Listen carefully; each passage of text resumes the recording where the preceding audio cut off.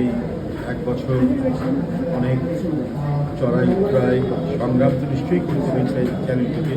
তো একটা চ্যানেলকে শুরু করে এটা কিছুদিন পর্যন্ত এগিয়ে নেওয়া এটা খুবই কঠিন একটা বিষয়।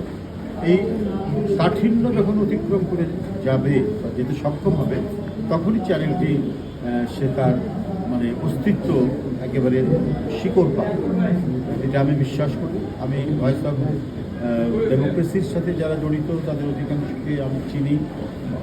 মানে রোদে বৃষ্টিতে নানা প্রতিকূলতার মধ্যে তারা অবিরাম কাজ করে গেছে, বিশেষ করে আন্দোলনের সময় 16 বছর এবং বিগত যে জুলাই আগস্টে যে আন্দোলন বা তার আগে 28শে অক্টোবর থেকে শুরু করে ফ্যাসিবাদ বিরোধী সকল আন্দোলনে অনেক মুখোমুখি হয়ে বিপদের মুখোমুখি হয়ে তারা দায়িত্ব পালন করেছে।